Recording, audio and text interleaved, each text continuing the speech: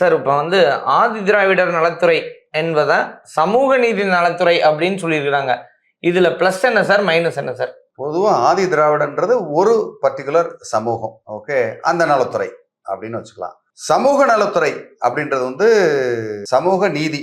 சமூக நீதி அப்படின்றது எல்லா சமூகத்துல இருக்கக்கூடிய ஒடுக்கப்பட்ட மக்களுக்கு உண்டான நீதி அப்படின்றத நம்ம பிரிச்சுக்கலாம். ஓகே, ஒரு சாதியினருக்கு உண்டான ஒரு நலத்துறையா இல்ல சமூக நீதி உண்டான பல சமூகங்களுக்கு உண்டான மக்களுடைய ஒரு பொதுவான ஒரு நீதித்துறையான்னு நீங்க பாத்தீங்கன்னா, அந்த இடத்துல ஒரு சாதியோட ஒட்டுமொத்த தமிழ்நாட்டில் இருக்கக்கூடிய ஒடுக்கப்பட்ட மக்களுக்கு உண்டான துறைன்னு எடுத்துக்கிட்டா அது எப்போதுமே பெட்டரா தான் இருக்கும். அதனால ஒரு சாதியின் இல்லாம ஒரு பொதுவான ஒரு சமூக நீதித்துறைன்றது அது 100% கரெக்ட்ன்றதான் என்னோட ஒப்பீனியன் அந்த இடத்துல. சார், பெயர் மாற்றம் மட்டும் செஞ்சா போதுமா? மக்களுக்கு ஏதாவது தேவை, இதுல எப்படி பலன் கிடைக்கும் சார்? பொதுவா பெயர் மாற்றம் மட்டும்லாம் பத்தாது. பெயர் மாற்றம் மட்டும் இல்லாம ஒவ்வொரு சாதியில இருக்கக்கூடிய இல்ல ஒவ்வொரு அந்த ஒரு குழுக்கள்ல இருக்கக்கூடிய ஒடுக்கப்பட்ட மக்கள் யாருன்னு பார்க்கணும். அந்த ஒடுக்கப்பட்ட மக்களுக்கு என்னென்ன தேவை, இந்த இதுல சரிசமமா சமநிலை எந்த இடத்துல தவறுது அப்படின்றத பார்த்து அவங்களுக்கு உண்டான நீதியை வழங்கணும். கண்டிப்பா நீதியை வழங்கணும். அவங்கள எல்லாரும் போல உயர்த்தி விடணும். அப்படி உயர்த்தி விடும்போது தான் அந்த சமநிலை நமக்கு கரெக்டா வரும். சமநிலை கரெக்டா வரும்போது தான் நாடு சுபிட்சமா கரெக்டா இருக்கும்ன்றது என்னோட ஒப்பீனியன். சார், பெயர் மாற்றத்துக்கு எதிராக இருக்கிறாங்க இல்லைங்களா, அவங்க எல்லாம் என்ன சார் சொல்றாங்க? பொதுவா பெயர் மாற்றத்துக்கு எதிராக இருக்கவங்கன்னா அவங்க ஒரு பர்டிகுலர் குரூப் பலன் அடைஞ்சுக்கிட்டு இருப்பாங்க.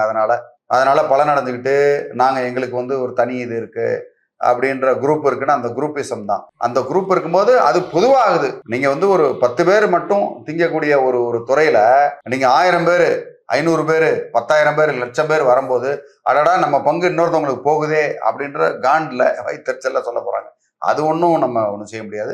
அது ஒரு 10 பேருக்கு இடைஞ்சலா தான் இருக்கும். அது 10 பேருக்கு இடைஞ்சலா இருக்கிறது ஒரு 1000 பேருக்கு நல்ல விஷயமா ஆகுது அப்படின்னா தாராளமா மாத்திக்கலாம், தப்பு இல்லையா? சரிங்க சார், பொதுவா இந்த சமூக நீதி அப்படின்னு சொல்றதுக்கான அந்த வார்த்தைக்கான உண்மையான விளக்கம் என்ன சார்? பொதுவா ஏற்றத்தாழ்வு இருக்கு.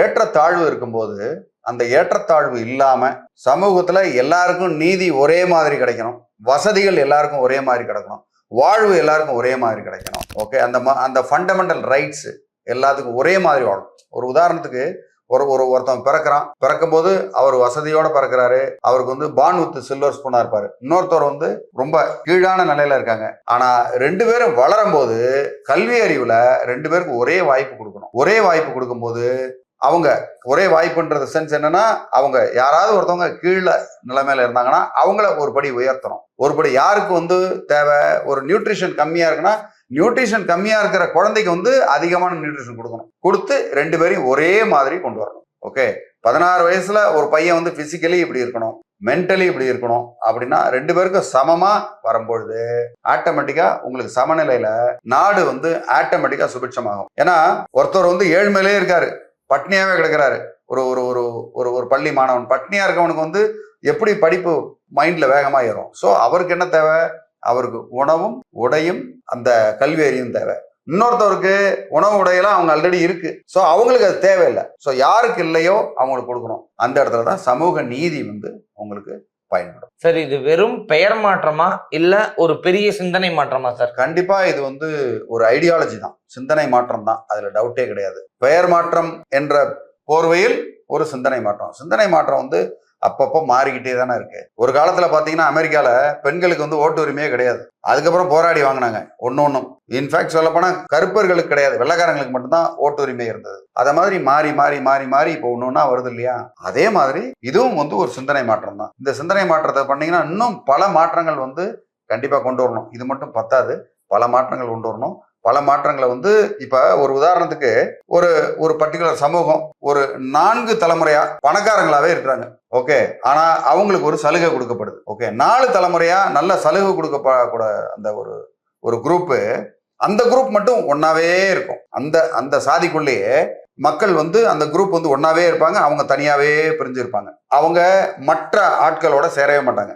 அவங்களெல்லாம் பாத்தீங்கன்னா அவங்கள 4 தலைமுறையா நீங்க நல்லா இருக்கீங்க ஐயா, அதனால நீங்க உங்களுக்கு இடஒதுக்கீடு நீங்க ஓரமா வைங்க, உங்களுக்கு நீங்க நார்மலான ஓசி ஆயிருங்க, அதர் காஸ்ட் ஆயிருங்க, எல்லாரும் அவங்களெல்லாம் ஒரு பட்டியலில் அவங்கள சேர்த்துடணும். சேர்த்துட்டு யாரு ரொம்ப கீழான நிலையில இருக்கிறாங்களோ, பொருளாதார ரீதியில பின்தங்கி, கல்வி ரீதியில பின்தங்கி, மற்ற எல்லாத்துலயும் பின்தங்கி இருக்காங்களோ அவங்கள முன்னாடி கொண்டு வரதுக்கு உண்டான வேலையை அரசாங்கம் கண்டிப்பா செய்யணும். அதுக்கு உண்டான மாற்றங்கள் வந்து கண்டிப்பா அதுக்கு இன்னொரு அம்பேத்கர் பிறந்தாதான் அதுக்கு சரியா வரும்ன்றது என்னோட கருத்து. மேலும் உங்களுடைய கருத்து ஏதாவது இருந்ததுன்னா தாராளமா இதுல கமெண்ட் பதிவு பண்ணுங்க. உங்களுக்கு அதுக்கு உண்டான பதிலை சொல்றதுக்கு தயாரா இருக்கேன். நன்றி, வணக்கம்.